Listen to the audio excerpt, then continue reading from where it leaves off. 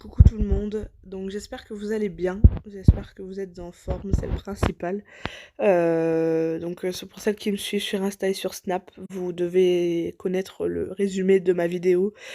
Le titre, bien sûr, vous le dira aussi. Euh, la prise de sang est négative, donc l'EAC numéro 1 est un échec. N'a pas fonctionné. La prise de sang de mercredi est négatif, mais mes règles sont arrivées jeudi soir, hein, après le déménagement. Comme je vous ai dit, on déménageait. Au final, mercredi, quand j'ai eu la prise de sang, j'ai encore espéré, puisque les symptômes étaient vraiment là, mais bon, ça c'est la progestérone. J'ai espéré dans le sens où, même avec une prise de sang négative, c'est déjà arrivé à certaines filles par exemple, l'IAC a eu lieu le mercredi, mais qu'elles aient eu une grossesse le 28, par exemple, le 29, le 30, voire le 1er. Donc je me suis dit peut-être que la prise de sang est négative et qu'au final, d'ici vendredi, j'ai pas mes règles, je referai une prise de sang et elle serait positive. Elle serait positive. Donc je me suis dit peut-être que ça va l'être, possible. En tout cas, c'est possible, c'est arrivé à des filles, donc je me suis dit c'est possible.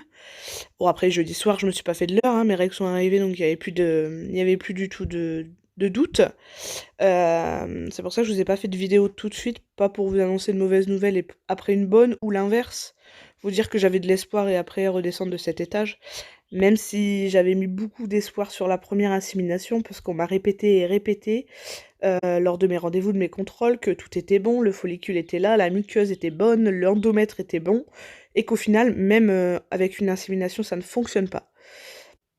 Et ça, j'ai eu du mal à l'accepter parce qu'on m'a répété, votre SOPK, il n'est pas très grave. En attendant, je me suis dit, mais c'est pas possible, il est pas si grave que ça, mais au final, rien ne fonctionne, quoi. Tout était bon. On m'a répété 25 fois tout était bon. Mon follicule à 18, voire 19, 20 le lendemain, parce qu'au final j'ai eu un contrôle le lundi, mais j'ai eu l'insémination le mercredi. Euh, Tout était bon en fait. Tout rentrait dans le time et rien n'allait en fait. Mais en soi, j'ai pas grand chose de plus à vous dire, sauf que bien sûr vous vous doutez bien qu'on est déçus énormément. J'ai déjà recommencé les piqûres puisque j'ai recommencé le lendemain de mon jour de règles. Donc là, il faut que j'appelle à 11h30 puisqu'il faisait le pont, la PMA pour avoir mon rendez-vous de contrôle. Donc je pense aux alentours du 23 puisque j'ai commencé les piqûres le 13. Oui, le 13. Le 13 au soir, donc le soir même de mes règles, je dis des bêtises.